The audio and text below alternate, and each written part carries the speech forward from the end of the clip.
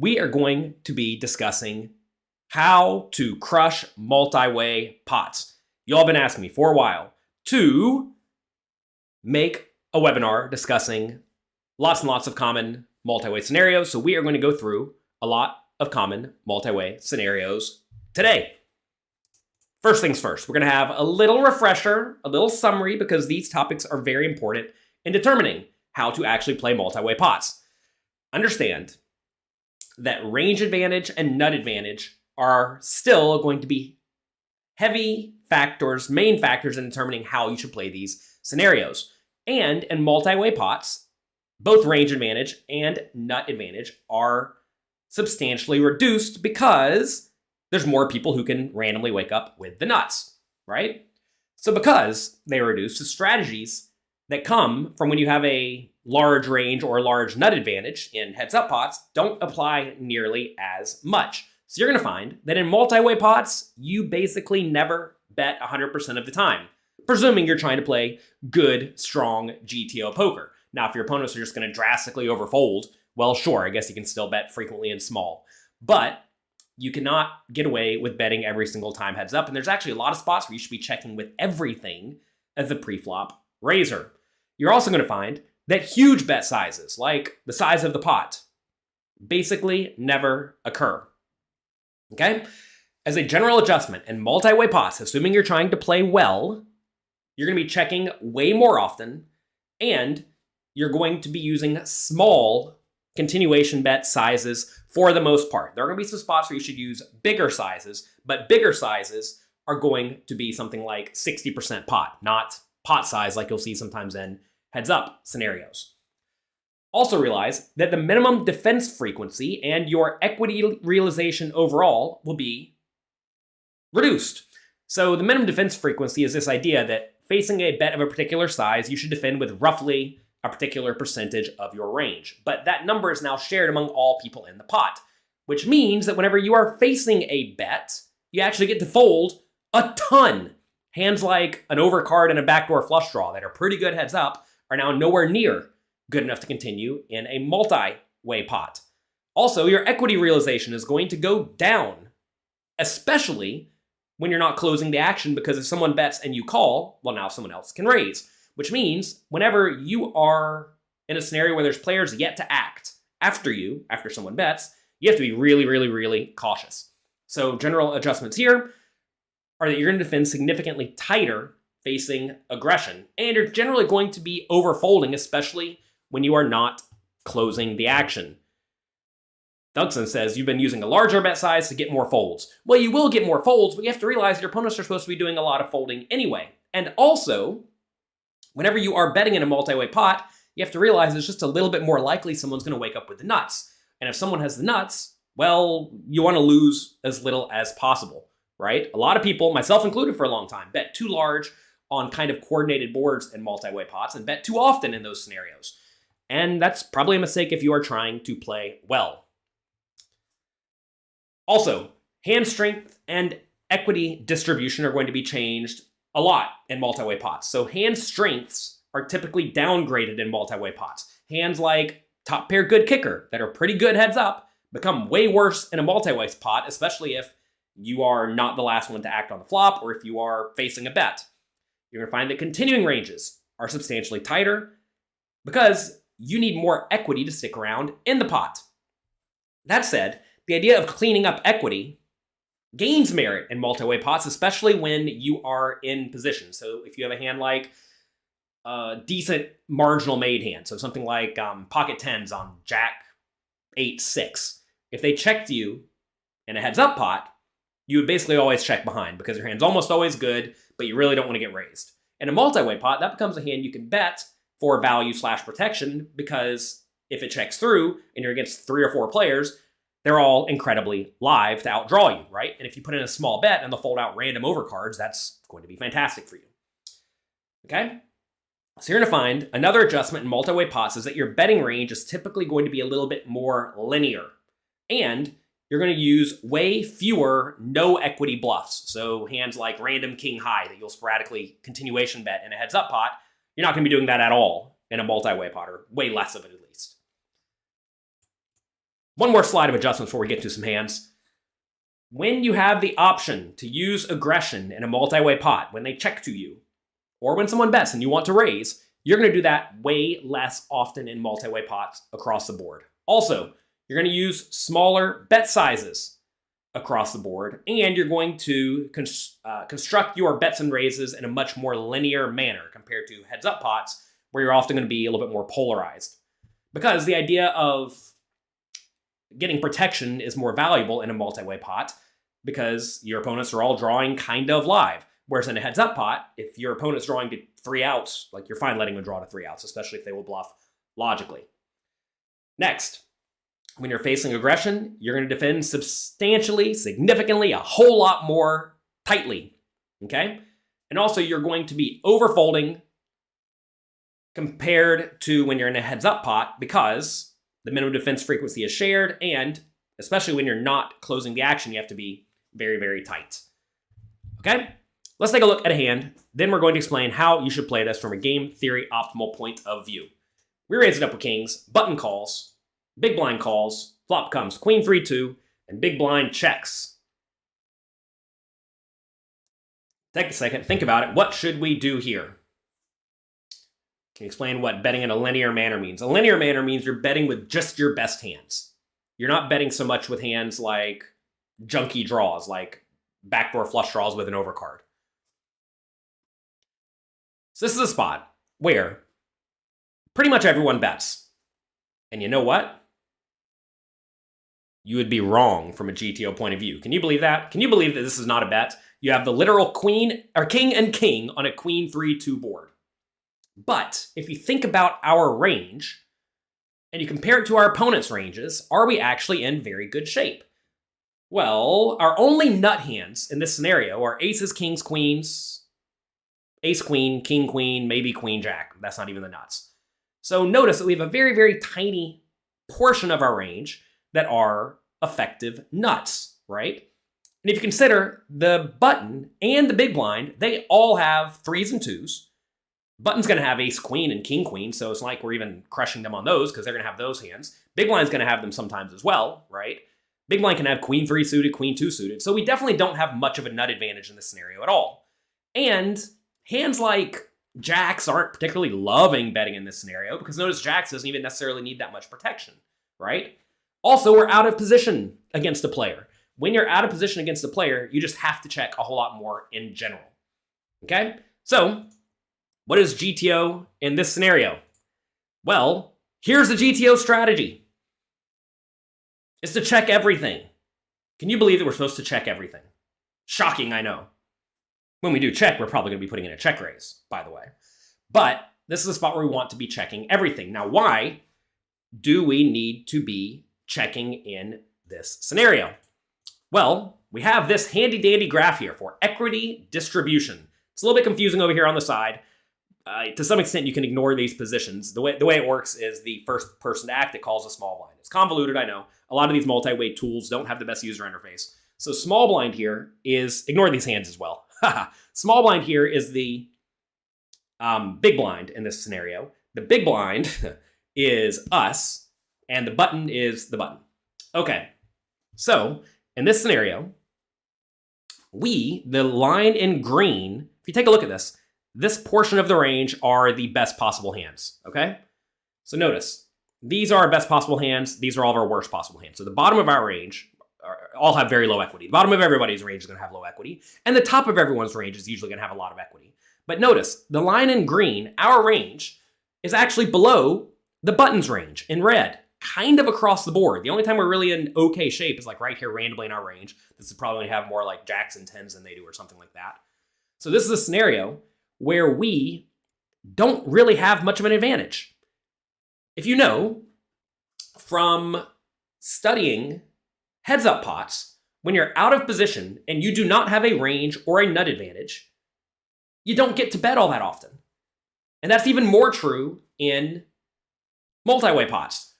So this is a spot where we lack the range advantage, we lack the nut advantage, we're against 2 players. Obviously the big blind in this scenario, the line in blue is in horrible garbage shape, but they still have the nuts sometimes, right? So this is a spot where we just do not get to bet. Also, our kings aren't all that vulnerable to being outdrawn, so it's not like we need protection on the queen 3-2 board all that much. So this is a scenario where we need to be checking the vast majority of the time. We have some questions. What program is this? Well, you can use two different programs that are really good for multi-way. We have Simple 3-Way and Munker Solver. Both of those are excellent, and we have ran lots and lots of simulations for these spots. So this is a spot where you need to do a lot of checking. Almost no one does. You're all telling me in the chat, oh my lord, this is a spot where I used to bet 2/3 pot. Yeah, a lot of people bet 2/3 pot in this scenario. So don't mess it up. By the way, when the turn comes, you know what we should do when the turn comes to Jack of Spades after it checks 2 on the flop? Take a second, think about it. Maybe we'll get to this later. We'll show some GTO sims for how your opponents should be proceeding, etc., depending on how much time we have. This is a spot we're going to now want to bet kind of frequently because now the board is substantially more coordinated, right? So when it checks 2 on the flop, you can start removing the best hands from your opponent's ranges because the button's going to bet with like bottom sets, right? The big blind will now bet the turn very often with those. So now our opponents to some extent start to get a little bit more capped towards a queen and worse, right? So this is a situation where now we can start betting, and we're going to want to bet on the bigger side. Now, if we were in a heads-up pot, this might be a spot to blast it, like overpot it. But multi-way, you don't get to bet all that big. This is a spot where now we want to bet something like 2/3 pot, and I think that's going to be a pretty reasonable size. Okay? So on the people are trying to find like a reason we're checking on the flop. We're not checking for protection. We're not checking for pot control. No, we're checking because we lack the range and nut advantage. These are concepts a lot of people don't really wrap their head around because they've not studied these concepts. But I'm telling you all, when you lack hands at the top portion of this range, compared to your opponents, if your line, your lines up here are below your opponents, you have to do a lot of checking, especially multi-way. There are going to be some spots where you have a big advantage in the middle portion of your range. If the green line was above the red line most of the time here, by a decent amount, we're going to be betting sometimes, even if we don't necessarily have the nut advantage. But when you're out of position in a multi-way pot and you lack the nut advantage, you don't really have the range advantage, you have to check a ton. That is why you check, okay? Back in the day, a lot of people thought you're either betting for value or as a bluff or for information or for protection. It's one of those 4 things it has to be. But no, you bet when you have a range and a nut advantage. And often the size is determined by your range and your nut advantage. What are these lines? These lines are your equities. The red line is the buttons. The green line is our equity. The blue line is our the big blind's equity. Notice the green line, us, is not really above the red line at all. Out of position, when you do not have an advantage, you have to do a lot of checking. That said, on the turn, we have a very good hand we're going to bet. Somebody calls. River's a 7. Definitely going to bet. Probably big. Seems like a nice spot to rip it. Anytime there are a bunch of draws available on the turn and they all brick off, this is a great spot to use overshoves for value. Okay? We rip it. Opponent calls. We win. They did nothing wrong. I think their call is perfectly fine and reasonable. Let's take a look at another hand. Pocket 9s. We raise it up. Button calls. Big blind calls. Flop comes. Jack, 8, 6. Big blind checks. Take a second. Think about it.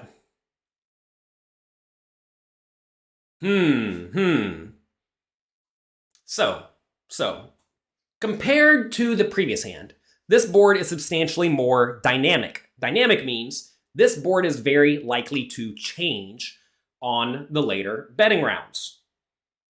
Okay? On dynamic boards, you're going to find you typically bet a little bit more often. Queen 3-2, no flush draw, not dynamic. Jack 8-6, a little bit more dynamic. If there's a straight available already, say it's Jack 8-7, that's actually not dynamic. You're going to do way more checking on Jack 8-7 than you do on Jack 8-6. Because on Jack 8-7, your range could just be dead against your opponent's straights already, right? Here, your opponents can't have a straight. So this is a spot where we are going to want to bet with hands that are likely good but vulnerable. And when we do bet, we're going to be betting tiny. Now, we are out of position against the button. That's a reason to not necessarily bet. But in this scenario, we are going to want to bet kind of frequently in this spot. Frequently for a multi-way pot. So in this spot, we do go for the small bet. We go for the small bet. About a third pot. Let's see what GTO recommends. Where did it go? Here it is. GTO, in this scenario, is to bet 2/3 pot sometimes, 30% pot, a decent amount, and check 66% of the time. More checking than most people do. A lot of people just bet way too frequently. But this is a scenario where we are going to want to use small bets with hands that are probably good but vulnerable some portion of the time. One thing you're going to notice always across the board when you're out of position is you're going to be using very, very, very mixed strategies.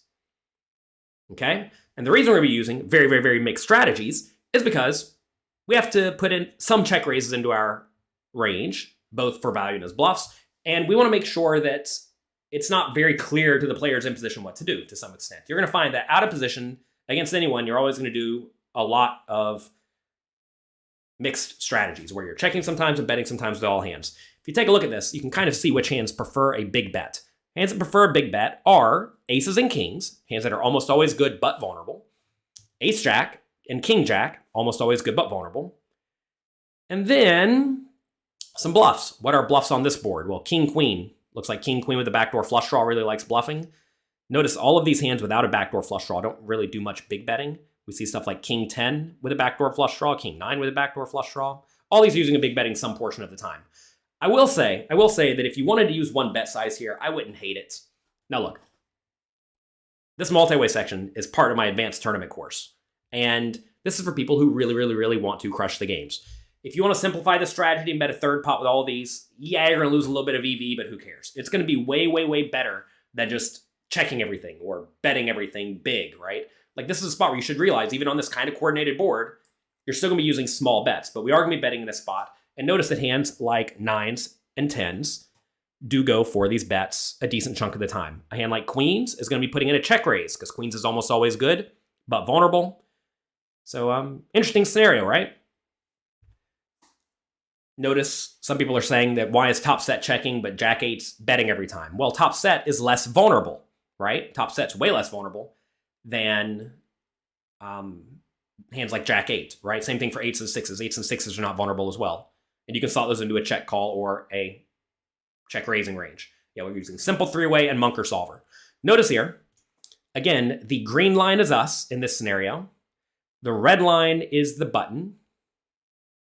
And the blue line is the big blind. Notice that the green line is now above the red and the blue line at the top.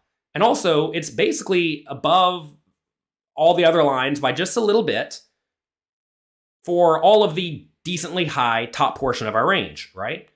So essentially, we're going to have a bit of an advantage for top pairs and like under pairs, like 10s and 9s, right? So this is a spot where we are going to be decently favored. So notice, compare this to the previous graph. Notice in this scenario, we're a little bit above at the very top. Not that that's all that relevant, but we are in pretty good shape here all the way down to here, right? So when we're ahead of our opponents in the scenario, we're going to be doing way more betting. Compared to this graph, we're not ahead at the top at all. We're actually a little bit behind at the top. We're not ahead here. We're ahead just a little bit in this scenario, but then we're behind across the board, right? So when you have a bit of a nut advantage, tiny bit, and we have a nice range advantage because we're actually in pretty good shape here, this is a scenario where we're going to be doing more betting in general. Here's our equity. Our equity in green is 36.8% compared to this scenario over here. It's 37%, but we're still behind the button by a lot, right? Because the button had 39% in the previous scenario. Okay? Let's compare this to a scenario where instead we're playing heads up. I'm sorry, we're in position. Brain's not working. Let's take a look at how if we raise the low jack and the big blind called only, there is no button caller, what will we do? We're going to be betting big and frequently. Okay? So we're comparing these two scenarios, three ways versus heads up. Three ways, like we see, lots of checking, some 25% pot or 30% pot betting. If we were heads up, you see now we're using a lot of bigger bet sizes. Notice we're potting it a large chunk of the time, 66% potting it a large chunk of the time, and checking pretty infrequently on this board, the Jack 8-6 board. Relatively dynamic board where we have a lot of pretty good hands. I mean, notice on this board we have aces, kings, queens, jacks, 10s and 9s and 8s and 7s. All these are pretty good. We have lots of 8s that are good. We have lots of jacks that are good. We have lots of high equity draws, which are good, right? So this is a board we're betting frequently and big against an opponent who is out of position, one player. Let me show you what happens if we were heads up against the button only. Okay, so in this scenario, we raise, low jack, button only calls. Now these strategies start to kind of look similar. We're gonna be using bigger bets and heads up pots in general. Notice we do have about a 2/3 pot continuation bet size for the most part in a heads up pot, but we still do a ton of checking in this scenario. Interestingly enough, we actually do bet a little bit more often in the multi-way pot in this scenario, which is kind of neat. And that's because we have a lot of hands that want protection more. So which hands want protection more in a multi-way pot? Well, it's going to be hands that are almost always good but vulnerable. Those are going to be hands like 10s, 9s, 8s even a little bit, 7s even a little bit. Notice those hands bet almost never in a heads-up pot because they're very clear marginal made hands, as we've discussed in the tournament and cash game masterclass at pokercoaching.com, right? So these hands are very vulnerable, but like probably good. And heads up, you can easily just check call them, right? But not so well in multi-way pots. Notice hands like Jack 9 bet a little bit more, Jack 10 bets a little bit more, multi-way, etc., etc. If you're enjoying this, click the like button. If we get more than 200 likes today, that should be easy. If we get more than 200 likes today, we'll have another webinar like this next week. Why not? I clearly have nothing going on. Let's now talk about scenarios where you are facing a bet. You think all of you are going to mess these up as well? I just want to make this clear. This is a high value webinar. The vast majority of you in the comments, and to be fair, myself as well in a lot of these spots, would have naturally got some of these wrong. Like that Queen 3-2 board, man, oh man, am I really checking kings every time there? No, I'm not. I'm not playing all that well in that scenario. That's something that we've learned. We're improving together, right? So I want to make sure that I'm delivering you lots of value, and I think this is a really, really high value webinar. Anyway, facing a bet. I bet you're going to mess these up too. I'm going to give you the answers ahead of time to make sure you don't mess up.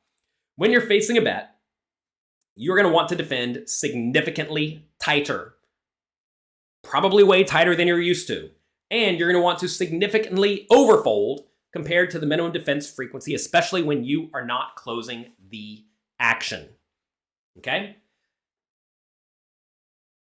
Okay. Also, if you're going to be betting and raising in these scenarios, you're going to want to make sure that you have pretty good equity.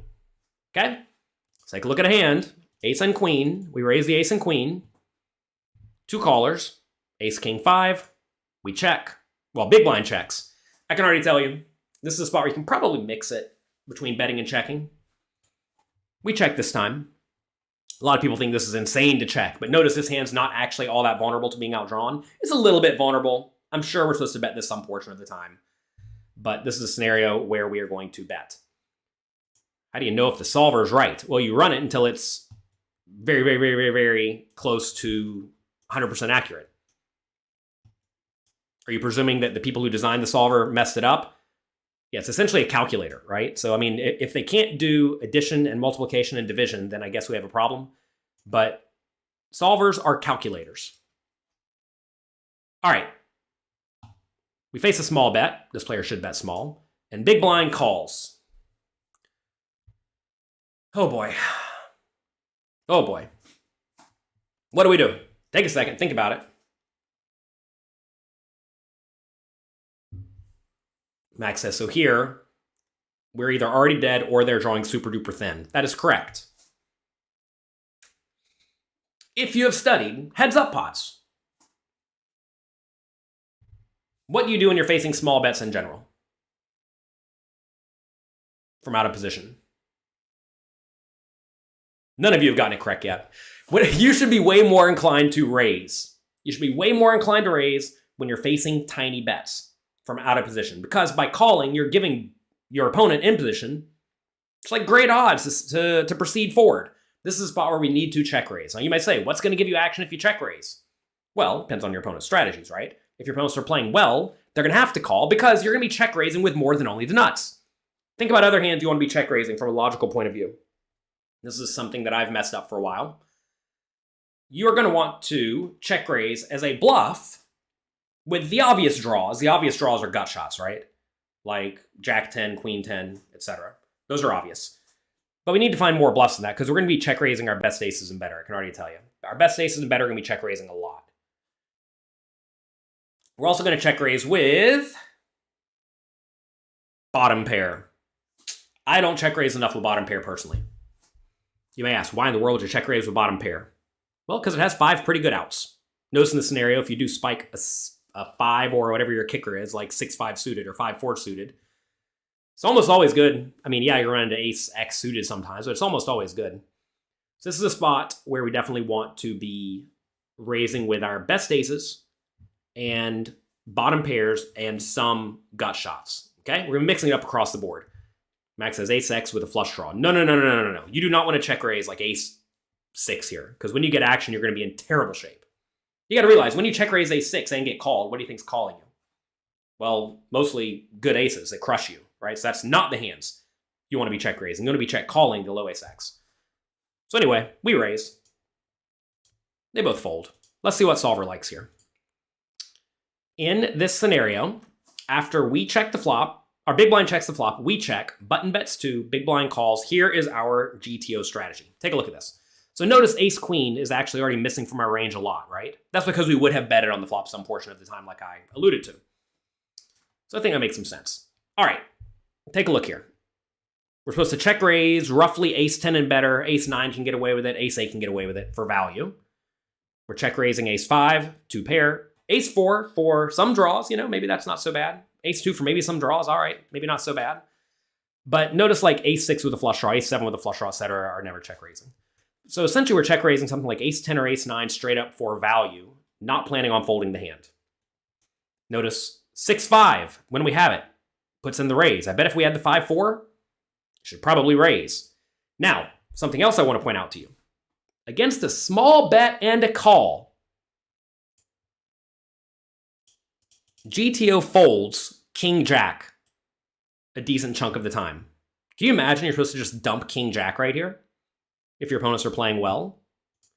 Turns out king jack folds, king 10 folds, or raises as a bluff.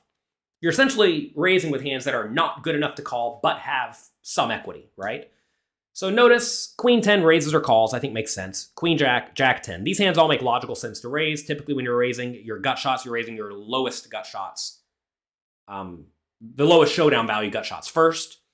In this case, that's going to be stuff like jack 10 and queen 10, right?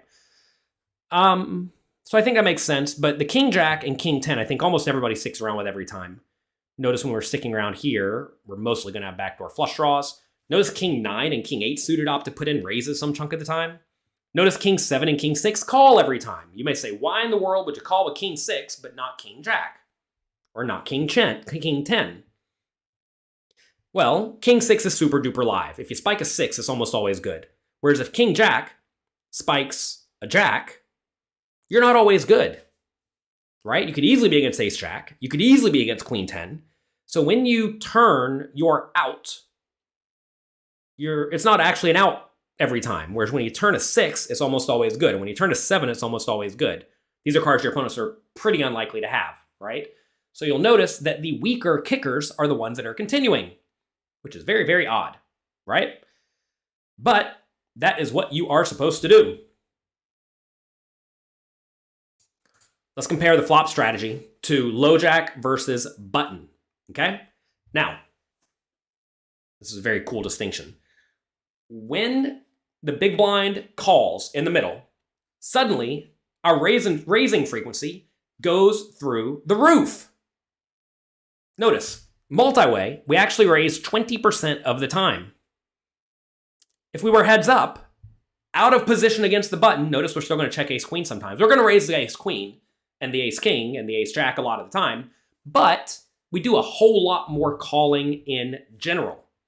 Okay, and that's because multi-way, you generally just need more protection. So multi-way, you're going to be raising more often from out of position, especially when you're facing a small bet and more opponents. Because you got to realize the big blind caller is going to have all sorts of draws, right? And you would rather them fold out their random gut shots or stick around with a random ace X or king X, right? So heads up out of position, you're way more inclined to keep your opponent in with all sorts of nonsense. And notice you're not folding like any pair, right? Whereas multi-way against a small bet, you're folding queens, jacks, 10s, 9s, the kings with the jack and the 10, right? So you're calling way more. Notice you're folding only 23% of the time from out of position in a heads up pot if you raise the low jack and the button calls. And you are raising way, way, way less often because you don't need protection as often, right? So you see, if we go back to those first few points we discussed, these concepts apply over and over and over, and it's going to take some effort on your end to implement these into your strategy. But I have an advanced tournament course coming out soon. I'll talk to you about that in a little bit. That will go a long, long, long way to ensuring you know how to play these spots. Let's go through one more. 8-4 suited. Low jack raises, small blind calls. We're of course going to call. Jack 8-7, facing a small bet and a call. Kevin says, come on, people, we need 98 more likes. If we can't get 200 likes, that'll be sad. That'll be sad. Can you imagine how much equity I'm giving all of you today? Click the like button for equity. All right. Waiting for all of you to say that you're going to call or raise. The answer is fold. Max says you would have folded pre-flop. No. Folding pre-flop would be way too tight. You can't go around folding suited, kind of connected stuff here. This is a fold. This is just a fold. So in this scenario, we are folding a ton. Notice we're folding 67% of the time to this third pot bet. After there's a bet and a call, you have to be super duper tight, especially with hands that are very, very vulnerable. Notice we are continuing with some 8-4 suiteds. Those are 8-4 suited with a backdoor flush draw. The other ones are not continuing. Let's take a look at other hands in the range, though. Let's take a look at other hands in the range. Take a look at Queen 8 offsuit. Queen 8 offsuit, not good enough. Not good enough. Queen 8 offsuit, not good enough. Take a look at Queen 9 offsuit, a gut shot with an overcard. Barely good enough. Nitty, huh? Take a look at the 7s. King 7, no good. 7-6, no good. 8-6, no good. 7-4, definitely no good. Right? Some of you are saying you're not paying attention to your opponent's bet size. Bet size is vitally important, everyone. As you're facing tiny bets, you continue more often, typically raise more often out of position. As you're facing bigger bets, you raise less often, and you fold more often. Typically, that's how it goes. Okay? So notice in this scenario, we are folding a ton. Notice we don't actually get to raise all that much in this scenario either. We're only raising about 12% of the time. So what are we raising with? You may be shocked to find out. We're raising with Jack 3. If you slotted me in here with Jack 3 today and asked me, would I have honestly raised the Jack 3? No, I wouldn't have. I would have messed that up. I would have literally never raised Jack 3 here. I'm learning with all of you. So notice Jack 3, Jack 2, Jack 4, Jack 5 all raise some chunk of the time. Also, something I've learned from the advanced tournament course and from all the other stuff at pokercoaching.com, pairs with draws are pretty good hands just to raise and load the money in. So notice hands like Jack 9 are raising the vast majority of the time, and Jack 10 are raising the vast majority of the time. Also, top pair, really good kicker, is a hand you're loading your money in. Notice we're not all that deep stack. That is important to note as well. This is a scenario where if we were deeper, we would have to be a little bit more cautious raising. But when we're somewhat shallow, we can just check raise the top pairs and load our money in. Some of you are saying, why would we even play Jack 3 suited? Pot odds exist. You have to realize we're putting in 1,200 chips to try to win 7,600. We do not have to realize very much equity in this scenario at all. Whenever you're closing the action in position, you have to stick around. And if it's Jack 4 offsuit, you always have to call. That's a joke. Haha. Haha. Is that still funny or are we over it yet? We're probably over it. Look, I hope you all learned something about Heads Up. And now, I want to talk to all of you about my Black Friday sale. It starts in 25 minutes. Is that right? Yes, 25 minutes. My team and I have been working incredibly hard on the brand new course that we will be releasing very, very soon. It is the Advanced Tournament course. All of these poker players here have contributed a ton to it. We have Brock Wilson, Poker Go champion, absolute crusher. We have Jonathan Jaffe, the master of Heads Up. We have me. Yeah, you all know me. We have Justin Saliba, absolute master of poker, just won his second World Series of Poker bracelet. We have Matt Affleck. He's been crushing long term. And also, Rampage. You all know Rampage. Rampage is kind of the student here. Don't think we're going to teach you to be a master blaster, okay? The Advanced Tournament course takes cutting-edge data from these multi-way programs, from ICM programs, to help you learn to crush live and online tournaments from a very, very, very implementable point of view.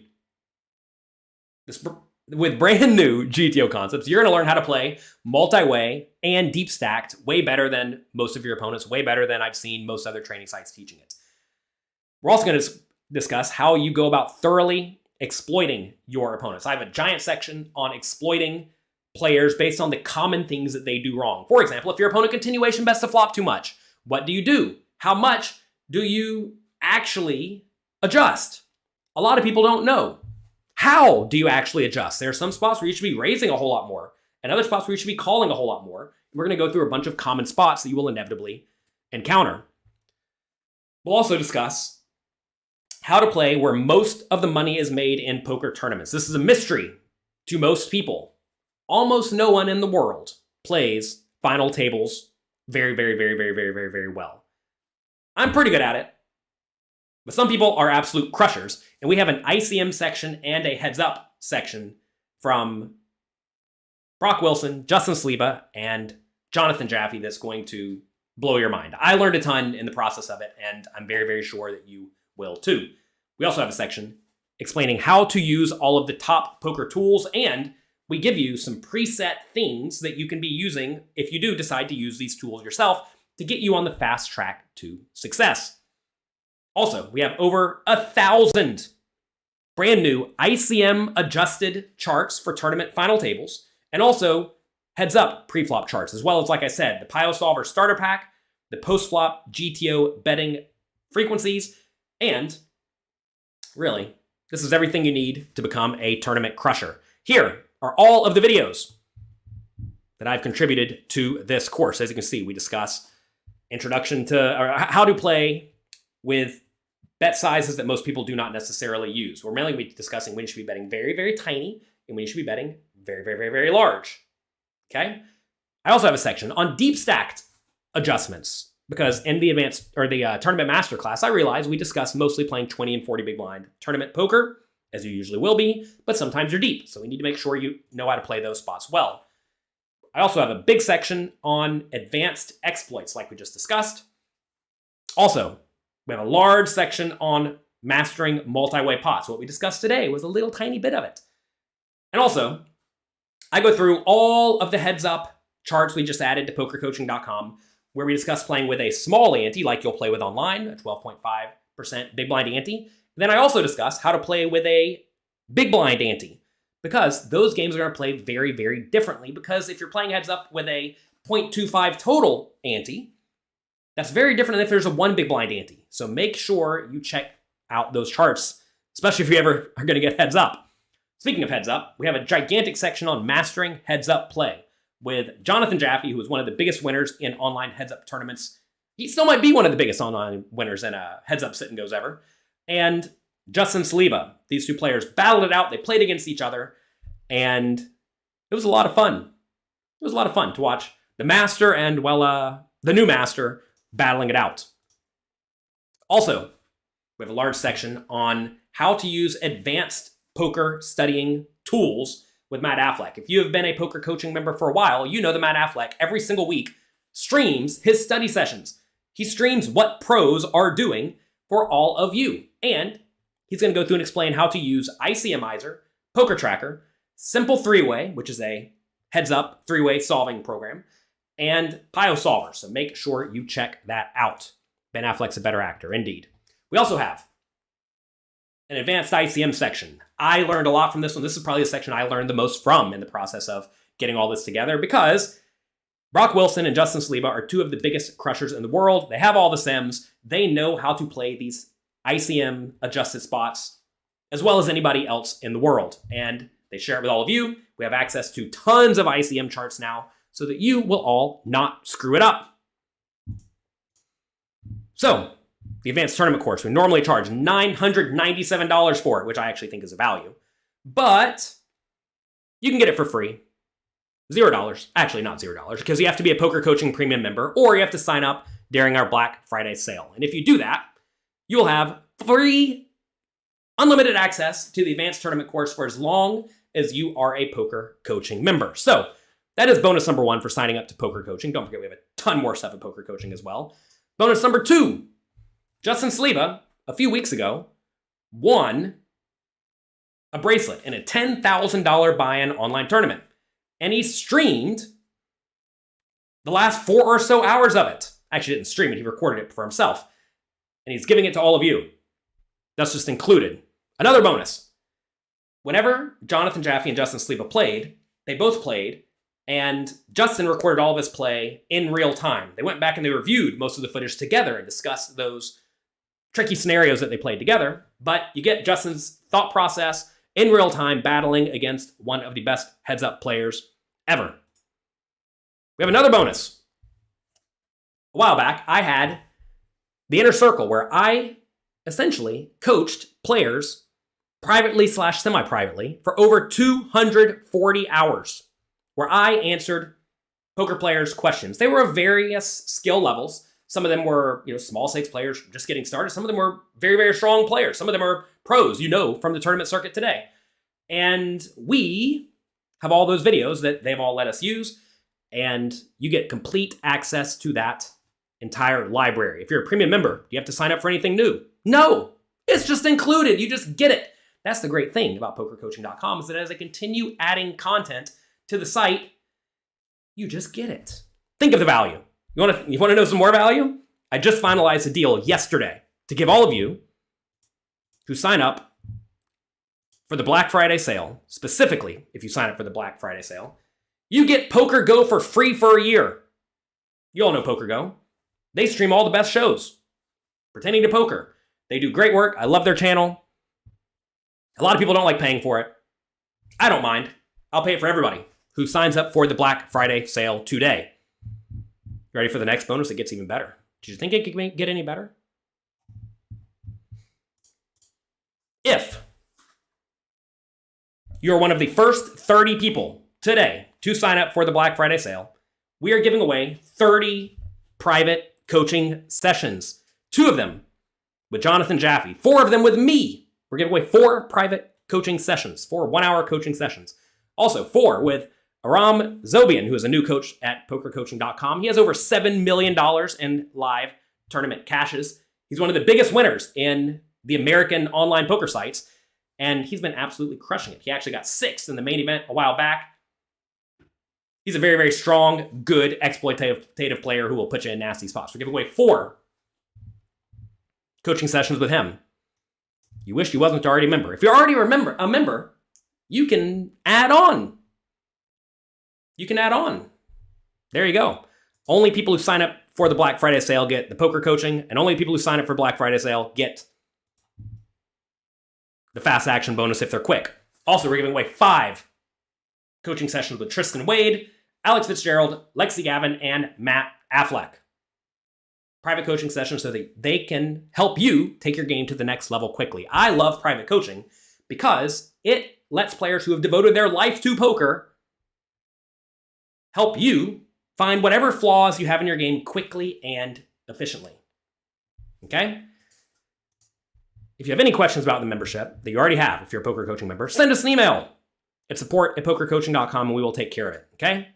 If you buy it, immediately, we will make sure it does not somehow cancel you, okay? If my team is listening, make sure that doesn't happen. Make sure we don't cancel people. So here's how you get the 30 fast action bonuses. Go to pokercoaching.com/Black Friday today at 5 p.m. Eastern time in 15 minutes. If the sales page is not live yet, it will automatically reload at 5 p.m. If it doesn't automatically reload, click the refresh button at 5 p.m. And if you're one of the first 30 people who sign up for a year of Poker Coaching Premium or more, you will get one of those 30 coaching sessions at random. Also, we've only talked about the bonuses today you get if you sign up. At pokercoaching.com, if you join now, you'll get access to over 650 classes and over 1,800 hand quizzes from my hand-selected team of world-class pros. They've been crushing tournaments, they've been crushing cash games. I'm excited to be able to give you all of this high-quality information. I seriously made the site that I wish existed. There are a lot of good poker training sites out there, to be fair, but mine is interactive and it is very applicable in today's games, and we give you the tools so that you can succeed in the future no matter how the poker environment changes. Speaking of interactive, we have 13 multi-part series. Many of these have lots and lots of quizzes to ensure that you are learning as you go. A lot of these courses, like for example, my recent World Series and 100K buy-in review, we go through and they're relatively short videos, so you can watch them if you have a short period of time. You can binge them if you want. I want to allow you to consume the content as you see fit. Notice we have had a new course go out just recently. How to bink tournaments with Brock and Rampage. Did you all know? Rampage went on a bit of a downswing. I don't know if you know about this. And he decided to get some coaching. He decided to start working with Brock Wilson, literally one of the best tournament players in the world. And would you believe, after his first session where they discussed a lot of final table strategies, he won a tournament. He won a $10,000 buy-in tournament. So lucky. We also have a course by Jay Wynn discussing beating those loose live cash games that I know a lot of you play. Jay Wynn is a very popular streamer. I wasn't even aware that he was a poker coaching member for many years. Then I saw him using our pre-flop charts in his videos. And he was crushing it. We reached out. He said, oh yeah, I've been a poker coaching member for a while. He loves it. Now he has a course made for us. So I think that's pretty cool. Also, we have over 650 classes on all sorts of topics. If there's a topic that you want a video on and it does not already exist, send us an email at support@pokercoaching.com and we will make it. That's how it works. So, for example, I put out a video the other day on common bet sizing tells. I know this is a broad topic, but it is a topic that people need to be aware of, right? Because I'm sure you probably thought at some point in your life, wonder what those bet sizes mean. So you type bet sizing tells on pokercoaching.com, it brings it up. There you go, right? Also, short stack GTO preflop strategy. We discuss how to go about figuring out how to play those strategies, right? Very, very important to make sure you understand how to play all the spots you're going to encounter. And I realize that even though we have very, very big, thorough, well thought out courses, we can't cover everything. So we have to add on. You got to add on. Like, for example, turn pro bets from out of position. How do you play against specifically turn pro bets from out of position? Well, there it is. There's a video on it. Also, one of the most beneficial parts of pokercoaching.com are over 1,800 quizzes where, essentially, you're dealt a hand and you're asked, what would you do in this scenario? For example, this river bluff, maybe we spoil a little bit. In this scenario, we're in the low jack seat. Folds to us, we probably raise. What do we do with the ace-6 suited, right? We raise, big blind calls, flop comes, they check. What do? Do you check, bet small, bet medium, or bet big? You're going to click the answer. And then I'm going to tell you which one I prefer in that scenario. Okay? And now, I want to make it clear, these videos are by lots of coaches at pokercoaching.com. They're on buy-in levels from tiny stakes all the way up to the highest stakes. So you're going to get a variety of feedback from the coaches. These are not GTO quizzes, although some of them are. As we play higher and higher stakes, typically we try to skew more GTO. But a lot of these smaller and medium stake quizzes are designed with the idea that I think my opponents are going to be making errors. And if my opponents are going to be making errors, I want to make sure I'm maximally exploiting them. You need more cash game quizzes. I actually just made 30 or 40 of them the other day. They'll be going up very, very soon. I listen to all of your feedback, and I make a point to try to give you what all of you want. For example, you all said on YouTube you wanted more multi-way content. So what are we doing here? We had multi-way content today.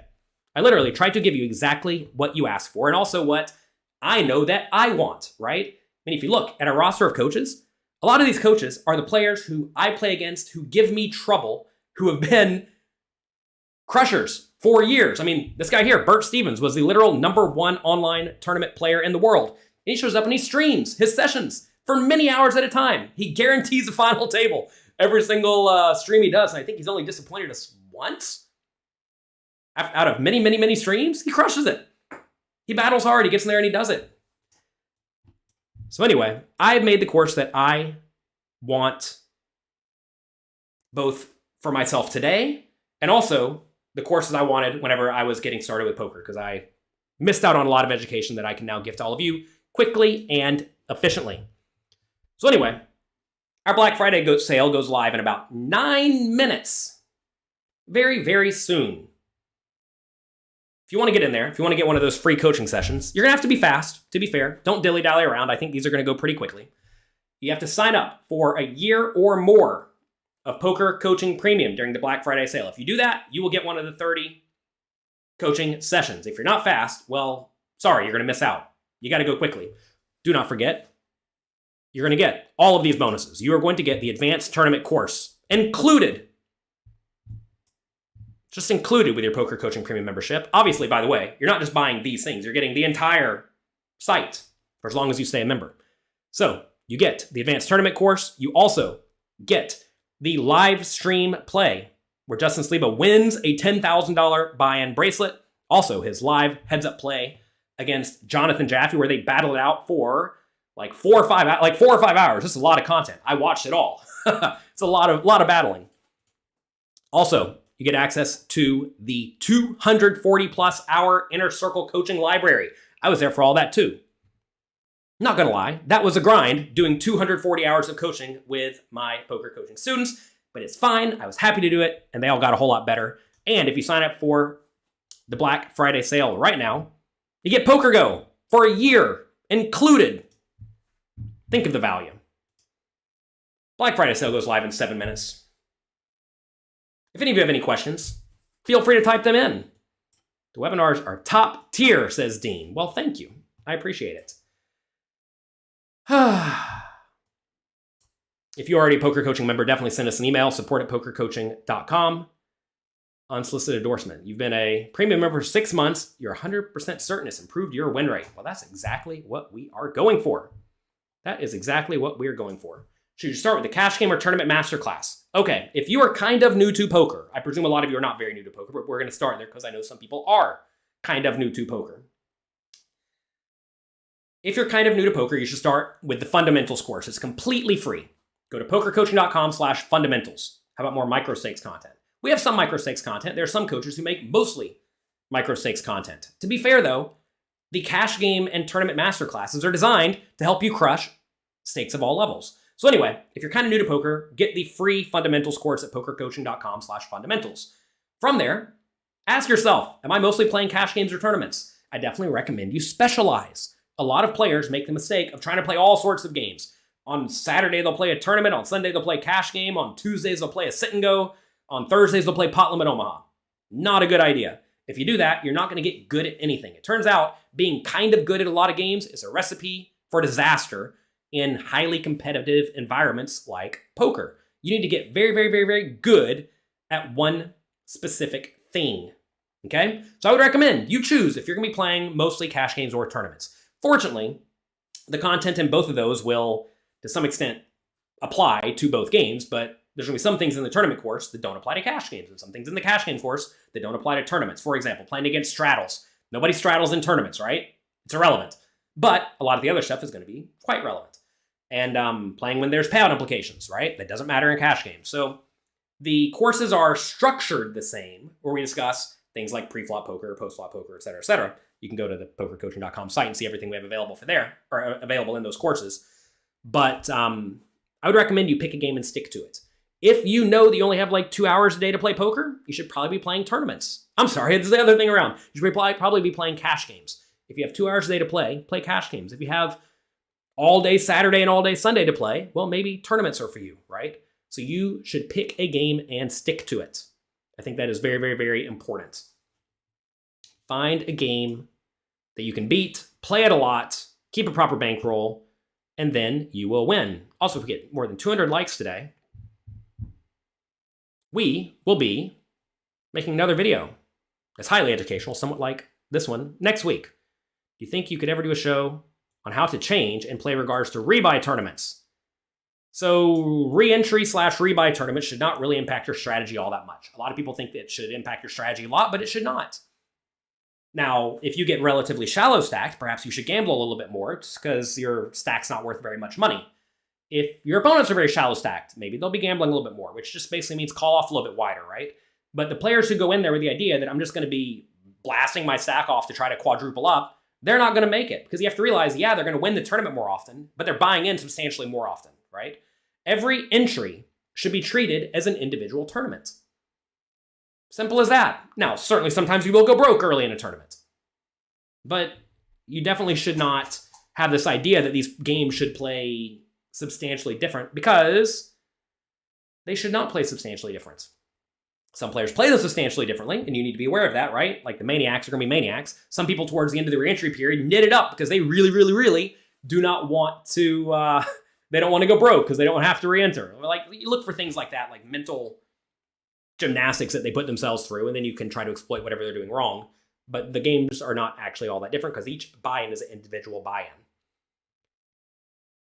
We do have some content on progressive knockout tournaments. To be fair, they're not all that different from regular tournaments. We have a progressive knockout calculator you can download. I presume you can use it on most online sites. It's just an Excel spreadsheet that will tell you how many more chips you should add to the pot when you can bust somebody. And once you know that, it becomes a math problem every time you can collect an all-in. Are Zoom tables tougher than regular tables? Most definitely. Most definitely. How flexible is my schedule? Oh, that you're saying that should impact if you play cash games or tournaments. Yeah, most definitely. I mean, if you have long periods of time available, tournaments are probably better, assuming you like them. If you have short periods of time, or if you just don't like tournaments, then cash games are probably better. You're looking for a physical book you can study. Well, do you play cash games or tournaments? Secrets of Professional Tournament Poker, the essential guide, is for tournaments. Mastering Small Stakes No Limit Hold'em is for cash games. Check it out.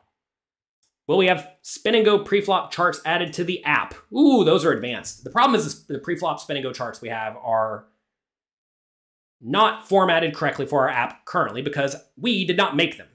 Ryan O'Donnell, the spin and go master, actually let us use his charts for spin and goes. So will those be in the app soon? I don't know, unfortunately. But you're always welcome to print them out. We have a gigantic course on spin and goes, by the way. I learned a ton. But you know what I learned about spin and goes? I learned that, that's another form of poker, and you have to devote a lot of time to get very good at it. And a lot of people think when you're playing 15 big blinds that you're just all in or fold, but I can guarantee you're not all in or fold. And in spin and goes, there are no payout implications, or usually no payout implications, because they're winner take all for the most part, right?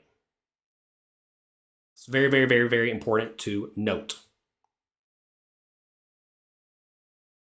You want a tournament without looking at your hand for an hour. Congratulations. I'm so happy for you. I won a tournament just the other day. Look at this. Where is it? I won a bracelet that says Poker Champion. How about that? And I got a nifty trophy. For winning the Pony Classic. That was fun, to be fair. That was the most seamless, easy tournament I have ever won because you know what happened? There were only 45 people in it. But I made top pair 4 times. And I won with top pair 4 times. Turns out, if your good hands hold up, you're probably going to run hot. Now look, there's a lot of variance in poker. Obviously, sometimes you're going to win, sometimes you're going to lose. I cannot help you be lucky, but I can help you play better than your opponents. And if you play better than your opponents on a consistent basis, you will win. And if you do not, you will lose. Simple as that. Simple as that. Tips on implementing randomization into your game. I mean, look, at the end of the day, if you're not playing the highest stakes tournaments, I would recommend you play the strategy that takes advantage of whatever your opponents do wrong. I don't think you actually need to be all that random against most people.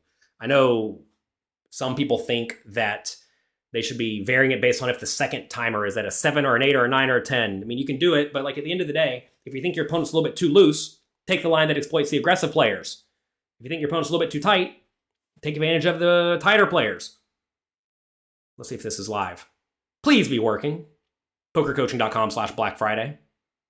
Oh my gosh, is it going to load? Are you all crashing my website? There it goes. Thank goodness. Thank goodness. Sometimes things work.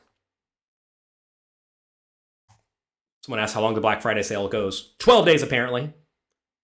Join now and get free access to the advanced tournament course. There you go. Scroll on there. Click it. Sign up. How many hours of coaching are in this website? I don't even know. Many thousands. Many thousands of hours of coaching are available in pokercoaching.com. So anyway, that's it for today. I worked really, really hard getting the advanced tournament course together for all of you. So did all these coaches. And look, at the end of the day, this is a team effort. This is not just Jonathan Little doing all the work. I have an amazing team who help me make this great training site for all of you. Okay? How much does it cost? Go to pokercoaching.com/Black Friday and you will see the options. Can you send the link in the chat? Let's see.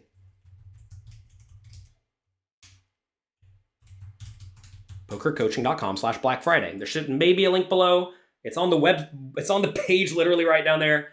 pokercoaching.com/Black Friday.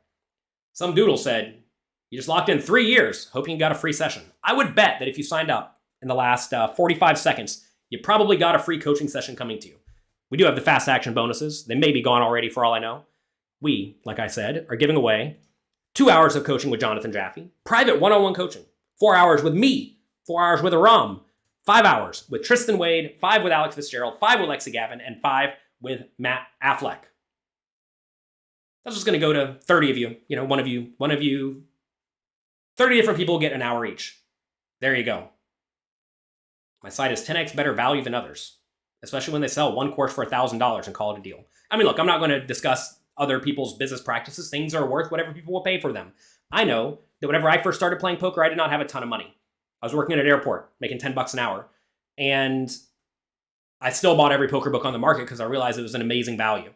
And yeah, our site is cheaper than a lot of the sites out there by design, because I'm trying to help all of you who want to succeed get really good at poker. I'm not trying to help only the absolute best players who already have a ton of money get a little bit better at poker. That's not a good use of my time, in my opinion. I would rather help a lot of players get better at poker. And the way you do that is do your best to try to give them lots of free content, like we're doing here on YouTube. And then also, I try to make the training site as affordable as I reasonably can and still make some money. So anyway, the Black Friday sale has started. That's going to be it for today. Good luck, have fun. I hope you learned something in the multi-way section today. If you did, well, there's a whole lot more content in the advanced tournament course. Make sure you get in there. Good luck, have fun. Thank you for being here. Click the like and subscribe button down there. And I'll talk to all of you later. Bye-bye.